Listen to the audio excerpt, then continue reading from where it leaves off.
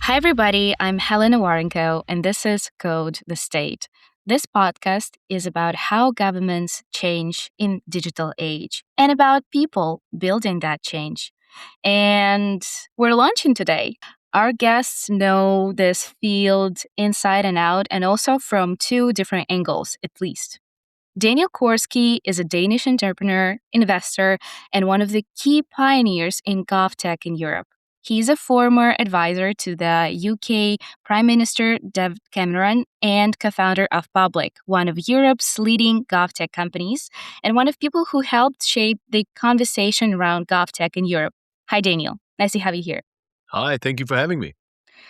Our second guest is Oleksandr Iefremov, CEO of Kitsoft, a Ukrainian GovTech company that helped build digital infrastructure behind some of Ukraine's most widely used platforms and services, including Diia ecosystem. And right now, they're bringing the experience gained in Ukraine to Europe and beyond. Oleksandr, welcome to you too. Hello, Helen. Thank you for an introduction.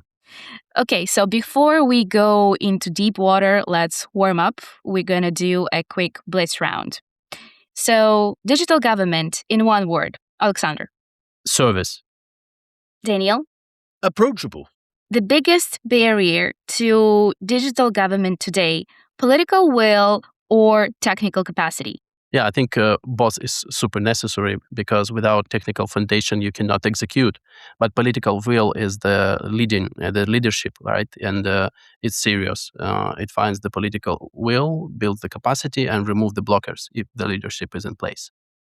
So I kind of think that political will is there. If you ask politicians, hey, do you want better digital government? They'll be like, yeah, give it to me.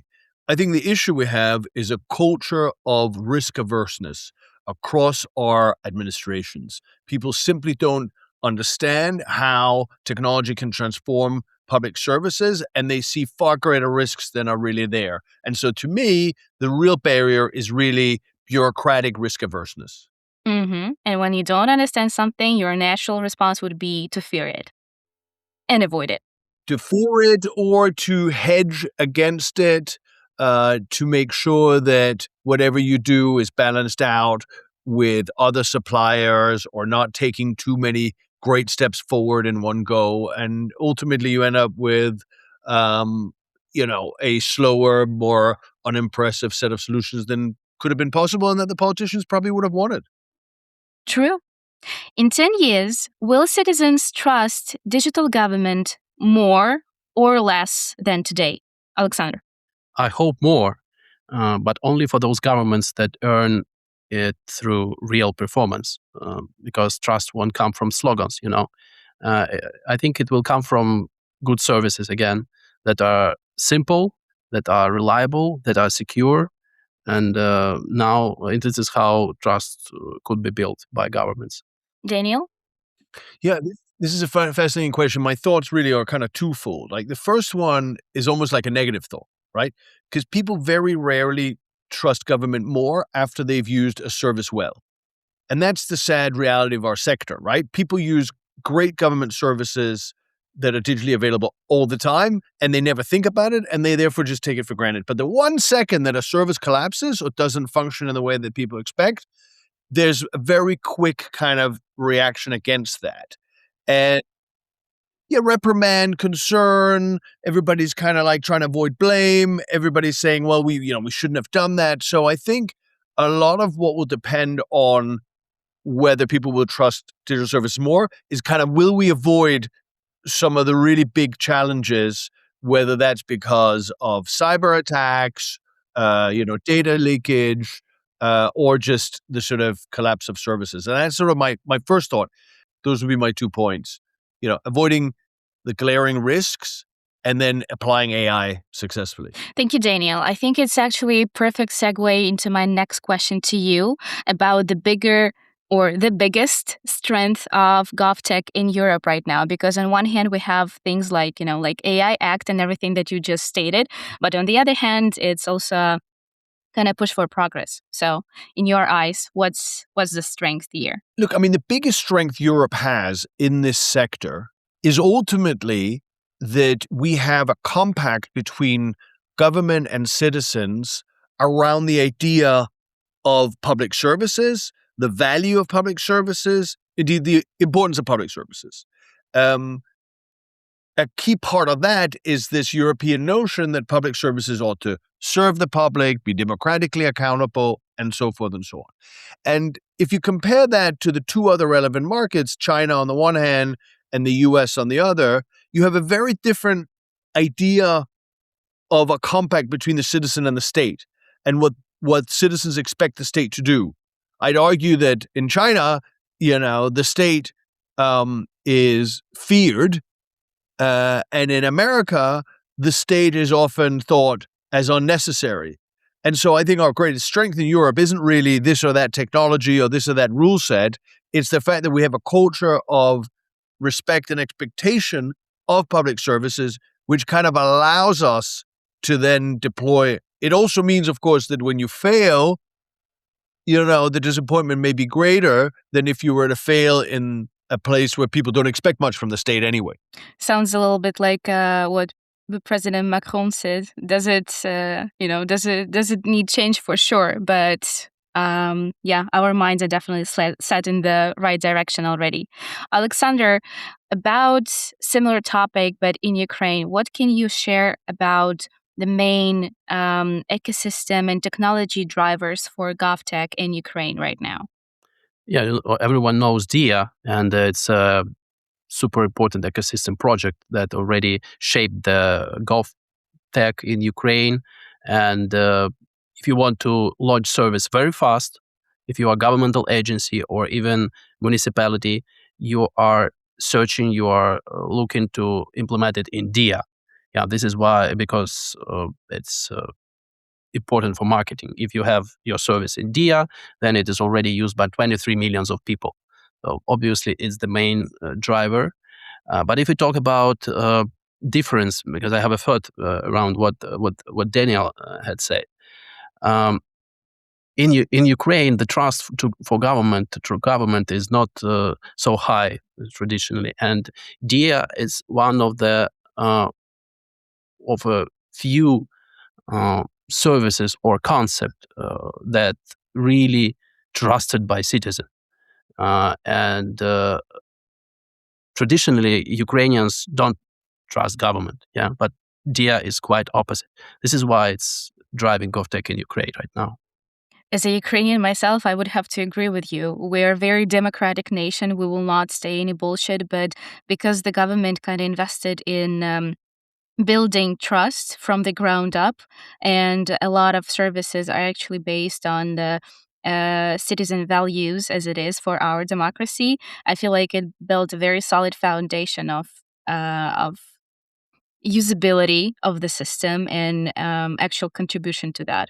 And so kind of using what you just said about speed and scale in Ukrainian services, I can definitely say that when people compare Ukraine versus Europe, even though we're all European, of course, the digital government in Europe. It's often seen as like structured and careful.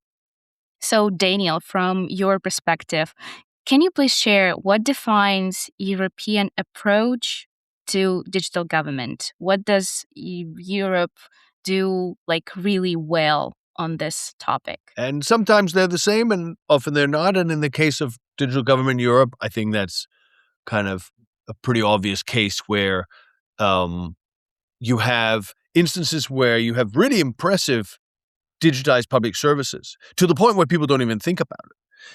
If in Denmark or in the UK for that matter, if you need a new passport, the process to get one is incredibly fast and entirely digital.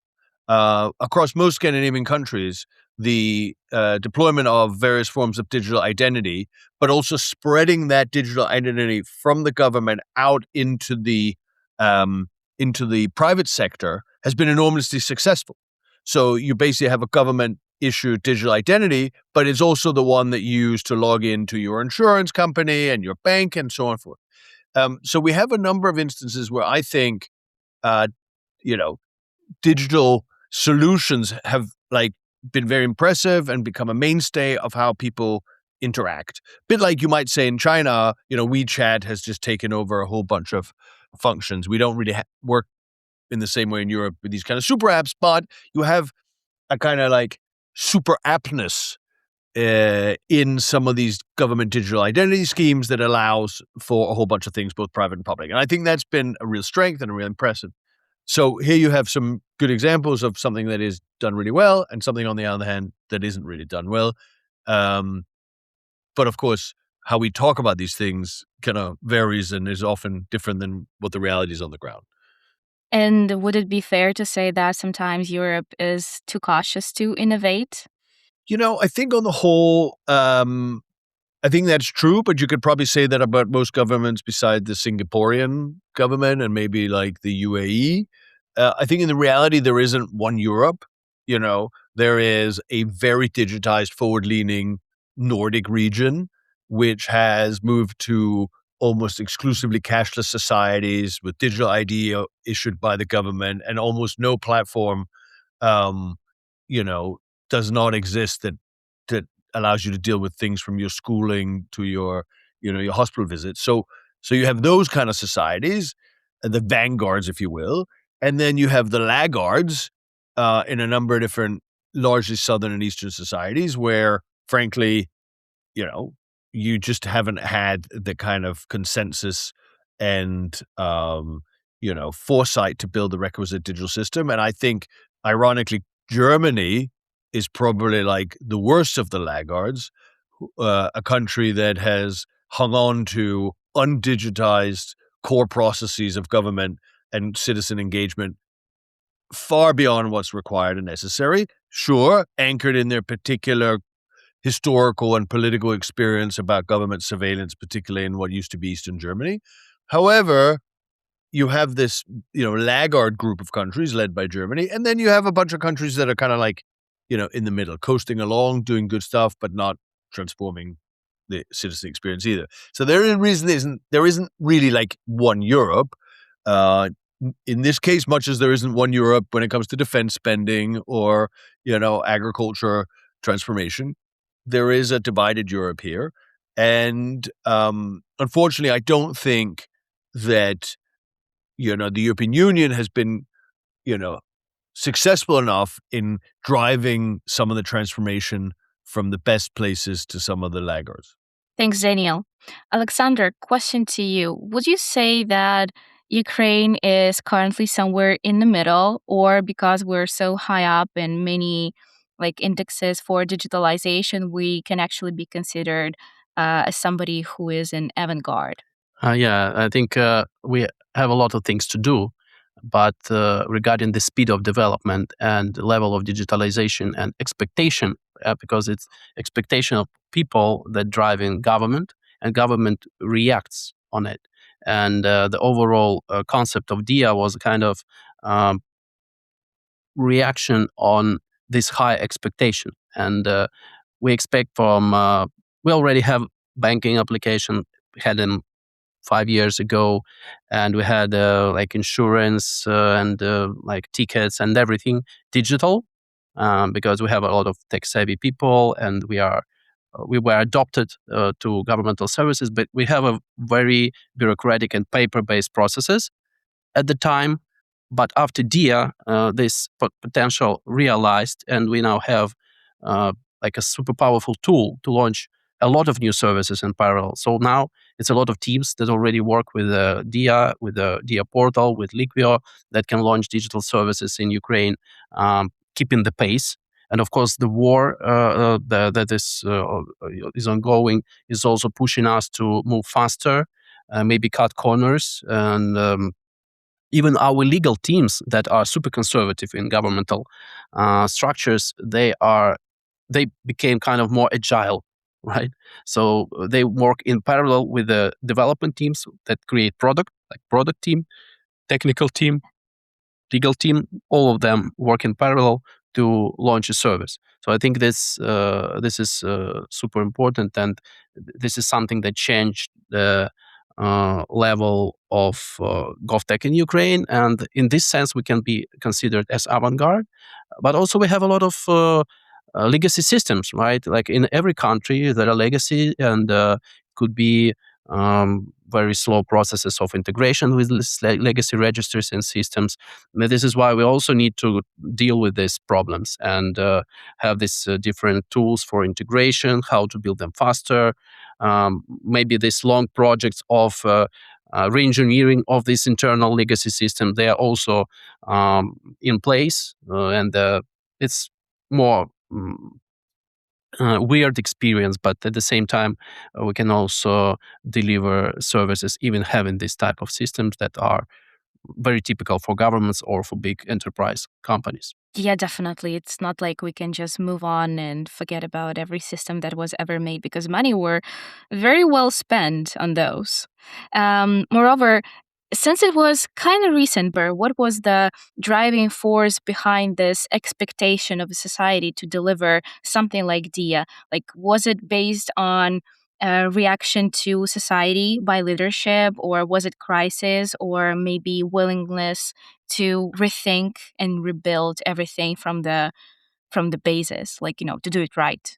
I think it was kind of very good union of both political will that were, as you remember, it was Zelensky part of his political program to create state and smartphone, and there was a lot of marketing around it. But it also was internal technical teams more processing, like I would say, tech guys that joined and created these powerful teams that created Diia. Yeah, and we as a company that was at the roots of this process, we also invested a lot of our efforts to build a platform that might allow them not just build them services very fast, but also do it in stable way, very productive.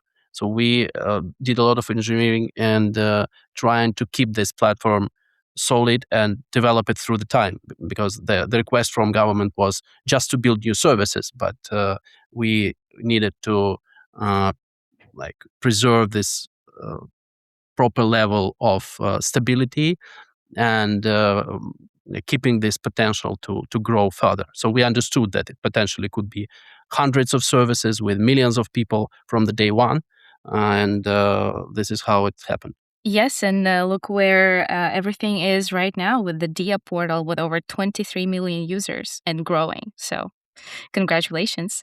Daniel, when you hear about everything that, Ukraine achieved, what stands out to you the most? What do you think is worth really paying attention to from European side of things? What should we replicate here?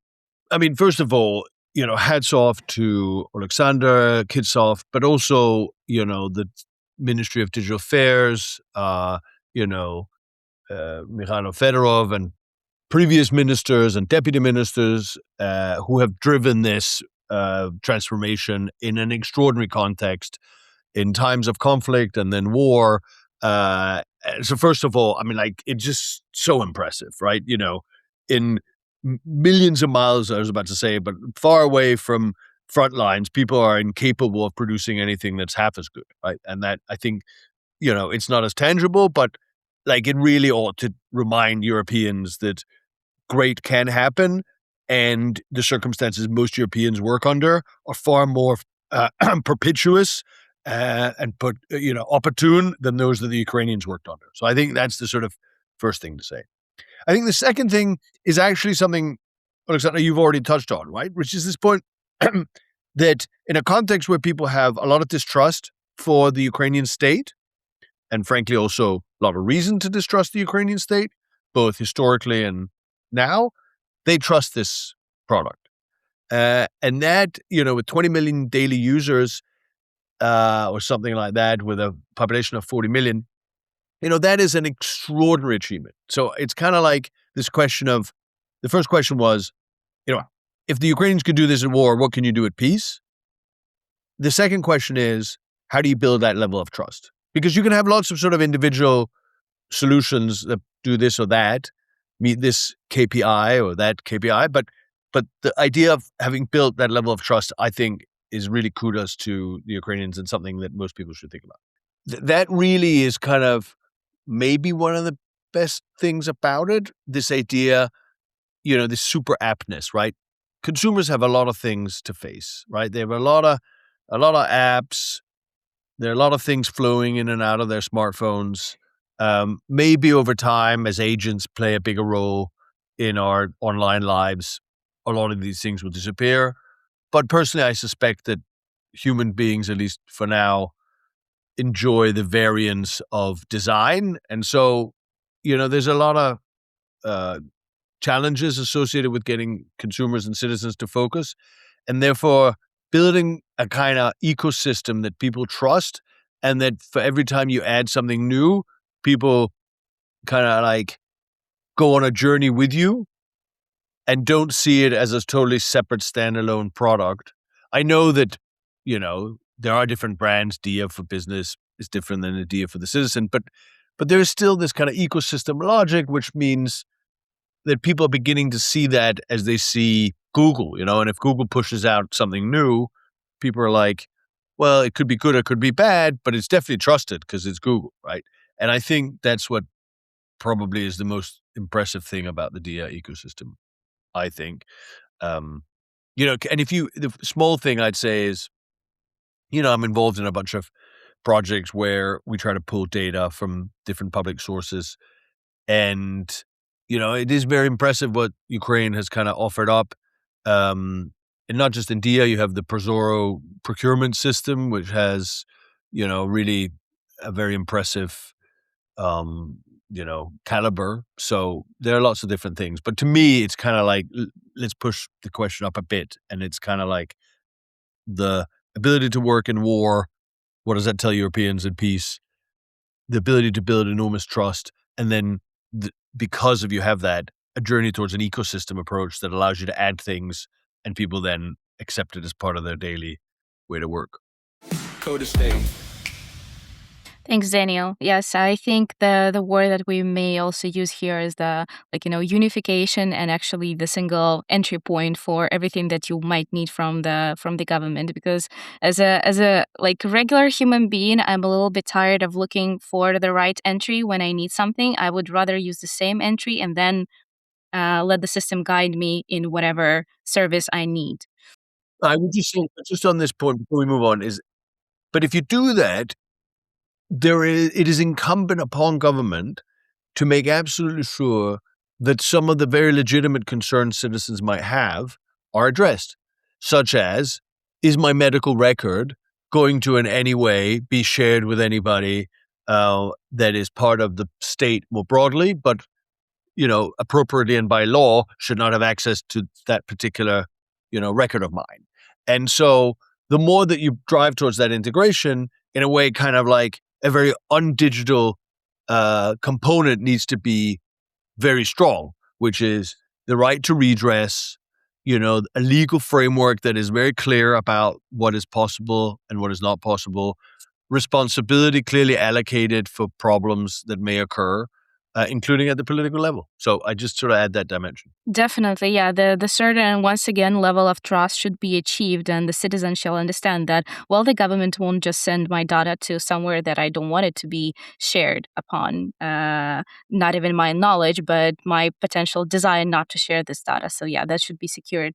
Oleksandr, from your perspective, could you maybe fill in any kind of blind spots that we might have missed that should be like a golden standard for the ecosystem or the model in question?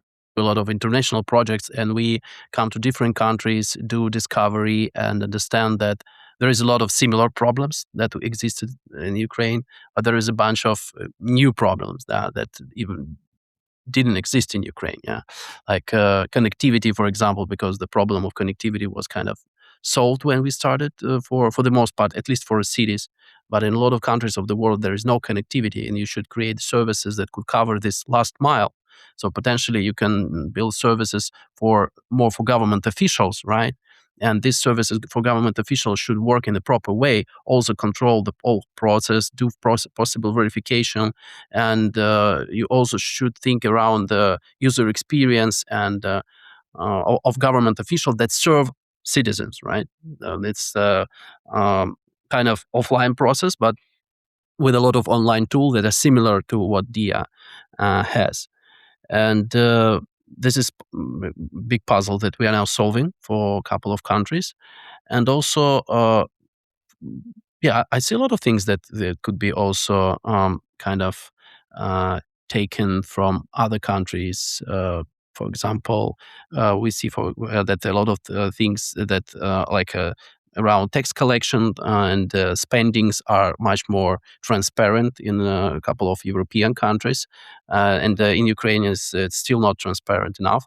I would say that we just pay taxes, and the most part of people, I would say 95%, don't understand how these taxes are collected, on what articles are they spent, and so on and so on. This is something to for Ukraine to consider, and uh, we as a company, we want to gather the best experience of GovTech from all the countries, of course, and not just transferring knowledge from Ukraine, but also gathering best practices from around the world and transferring to other countries, including Ukraine. So I see there is a kind of our mission because we have this methodology, have this process, how we understand the most part when we come to the country, we understand the layout, the landscape, how everything is functioning, what are the problems. So we can do this discovery quite fast, and then come up with our method, with our approach, how to build things step by step with reusable building blocks. We, as a part of GovTech initiatives, also very big fans of this reusable blocks concept, and our platform and other platforms could be integrated, and this is how we can build digital public infrastructure for each country, not just copying and pasting the technology, but reusing some components, adjusting them, training local companies, training local governments to support them, because it's super important that initiative will be on the side of government and their product teams. Absolutely. Can we take it like one step further to discuss from both of your experience working with governments, what separates countries or states that succeed in digital transformation from those that don't, and why? Yeah, I think that the reality is that there isn't one simple answer. And part of it also is because the answer to the question is historically contingent. Estonia gets credit for its extraordinary transformation, but it was also, as they themselves admit, helped by the fact that they were able to start afresh. Denmark has made extraordinary strides, but is also helped by the fact that there are 5 million people in Denmark. And it's a very, it's a high trust, homogenous society. So, there are lessons to read across, but it's hard to say, you can transfer that lesson to the UK, which is a country of soon to be 60 or more million people with, huge communities and very large cities that just operate very differently and have a totally different kind of level of trust. So, that's my caveat. But let me then say, there is no chance that you can transform very complex, entrenched, legacy systems and systems of thinking and working unless you're doing it in a way like as part of a movement of change, right? And that's really what President Macron did very successfully, arguably what David Cameron did in the UK, and there are lots of other examples across Europe. But this sort of sense of like movement to change things, because take the German example, lots of legal or quasi-legal processes ought not to require a notary or even a face-to-face meeting with a notary. It's not even, rocket science to develop the solutions to deal with that. That just hasn't been done because of the entrenched power of a particular professional group in the German political and technocratic system. And so, big transformation will require a kind of big movement that has a lot of kind of like oomph and support. And the reality is that that the story of technology is different today than it was when David Cameron came to power, and even when Emmanuel Macron came to power. There's much greater skepticism and concern about what technology offers us today than there was then. And so while the promise of technology is so much greater too, it's harder to build those kind of movements. And I think we should just acknowledge that. But I do think it is the case that you need that big movement, and that associated with that is something Oleksandr talked about too, which is, do you have the political will? Do you have the ability to drive things forward? I think the other thing I'd say is technology, government does a lot of things. And most of the things that government does need not concern anybody. It's deep down in the engine room of government. But it's there that a lot of positive change can happen. And I would say a prioritized game plan is absolutely critical, because you cannot do in any one period of government everything. Like, what are the top, services and, let's say platforms or infrastructures you want to put in place in a given period? Trying to do absolutely everything is going to fail, or at least you'll not succeed as you'd hope, or get the benefit, whether political or financial. So being, razor sharp on the sort of top things that you think are important and need to be delivered, and then uncompromising about delivering those. So those would be my two immediate thoughts. My third point goes again to something, Oleksandr, you also mentioned, which is, or hinted at, which is how do you build an ecosystem where there are lots of people who have a chance to develop great, smart solutions, and just because they don't work at a large legacy provider doesn't mean that they don't have a chance to make their input valuable for government's transformation. Thank you, Daniel. Oleksandr, I'm sure that you have a lot to say on comparison of governments that succeed and do not succeed in digital transformation. Yeah, it's very hard to say around about governments that don't succeed if we live in governments that really succeed in it. But as far as I see the situation, and actually it was something that happened before in Ukraine. Uh, it's about building this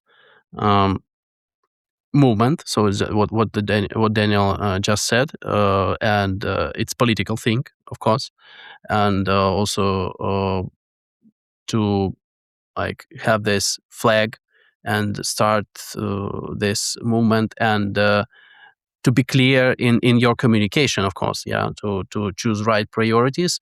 And so during the COVID period in Ukraine, the overall digitalization process just started, but the foundation was in place. And during COVID, it was kind of demand driven, and during the wartime, it was even more demand driven.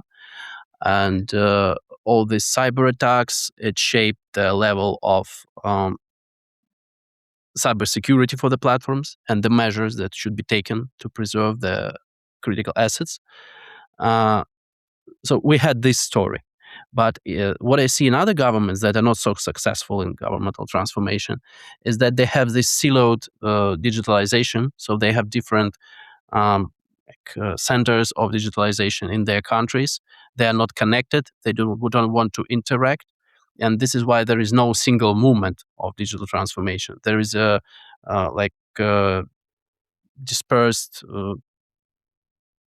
no sense of urgency, and no integration between different initiatives in government. So there is a lot of initiatives, again and again, a lot of money flowing in many countries, but still a lack of governmental strategy and proper execution. Yes, I'm pretty much convinced myself that hard times, they produce good people and good ideas under the crisis, and the development of even Ukraine in the peacetime would not be so linear if we compare it to what we achieve now. It wouldn't be even great exponential kind of thing. if we haven't had war on our hands, because we're very limited and we have to concentrate on resources stack by stack, like stream by stream. And so that would be the idea that we're bringing to the table, that that's made out of necessity, but it actually works kind of better that way because we're very concentrated. Yes, Daniel. The famous political scientist Charles Tilly wrote a book, and he had the famous phrase, "The state created war, and war created the state." And he was really talking about the transformation out of the, Westphalian system, and even prior to that, from different warring principalities to what is today the modern kind of state system. And you rightly sort of shown the most recent example of that. Um, but, war is a terrible thing, and we don't want it on anyone. And so the question is, what can you learn out of that in a place where there is no war and hopefully will never be another war? And it comes back to the sense of urgency, momentum, excitement. When I was working in the British government, I was always trying to ask this question, how do you make lots of mid-ranking officials or junior officials who are far away from the decision-making center, how do you make them feel that they're part of something important and transformative? And I think the answer to doing that is, by definition, it has to be short-lived. It can't be something that goes on and on and on. You have to bake in what I think of as, gifts of esteem. What is it that you're giving a junior official who may or may not have an incentive to take a risk on the merits of the individual case? What are you giving them on top of that to make them make that right decision? And I think that is, a lesson. And I think that, and I think creating a sort of feeling that, hey, we're on a mission here, right? We're not just, I don't go to work, you want people to think, because I'm, just trying to build the database for the veterinary service.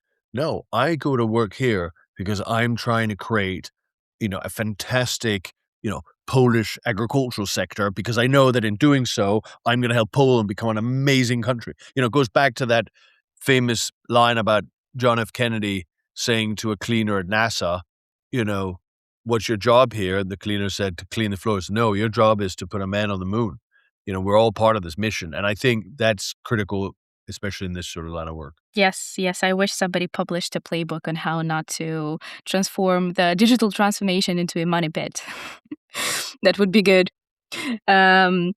So about, I feel like we already made the full circle, and probably what would be best to discuss now is actually the future.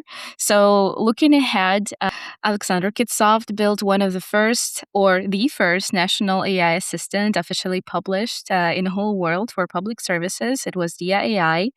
And so within our conversation, talking about the identification, about AI assistance for the government, do you think that this is the next big shift in GovTech or not? Yeah, I think AI in government could matter most, not where it looks more impressive, but where it removes frictions and problems in a trustworthy way. I see three main directions. First of all, it's helping citizens to navigate complexity of governmental services, understanding which service they need, what they are eligible for, what the next steps could be. So all this navigational and assistance work. The second is supporting public servants, helping them process information faster, find draft responses, find information, work more consistently, and reduce routine overload, and maybe also even drive decision making in some court, for example, court systems. And the third is helping governments design and improve services. So it's analyzing regulations, it's identifying bottlenecks, modeling the process. We also work on the concept of law as code, where you can quickly transform legal requirements to technical requirements and technical requirements to actual code on the platform. And this is something that AI could really drive. I don't think the future that AI could replace governmental judgment. In the public sector, the responsibility is super important. It cannot disappear in an algorithm, so it's important that people will serve people. But with AI help, governments could become faster, could become clearer, more transparent, and use more, like do more with less workforce. So it's always lack of workforce in governments. Yeah, so we can solve this problem as well. So I think it's AI could become the big thing for governmental digital transformation, right? And it's already becoming. Yes, yes, it would be hard not to agree with that statement as well. So, as we are in our final words in this conversation, I would like you to share just one idea from a whole conversation for somebody who might just remember one thing or one idea. What would it be? Daniel. Gosh, you're putting me on the spot. Yeah, maybe it's just identification of government service, right? This more and more people are going to get comfortable with using agents. How can agents be a great gateway to the sort of personalized, maybe even proactive service that you will come to expect from government?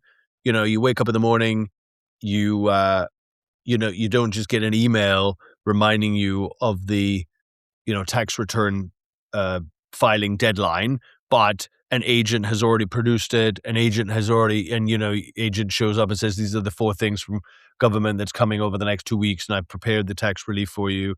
And by the way, your vital signs suggest that, we should have a chat with the doctor, and I booked you an appointment, and da, da, da, da. I think the sort of that agentification of the interface, I think, is a really interesting future, and what I hope people will take away from this conversation. Thank you, Daniel. Alexandra, what about you? Yeah, and I want to build up on this and to do this because I agree with this concept. The government should stop thinking in procedures. They should start thinking in services, people that actually rely on. And this means that they should start more product management, product-like thinking, and this is the key to provide this because everyone talking about it and it's really important, but to implement it we should transform how the governments think around, so work around services, right? Not in procedures but in services that people rely on. Thank you to both of you. Actually, that was a very powerful way to start our series. Very different perspectives sometimes, but a lot of shared goals. This is Code the State, produced with the support of the International Telecommunication Union. If this conversation sparked something, follow the podcast and share it with someone working on digital government. See you next time.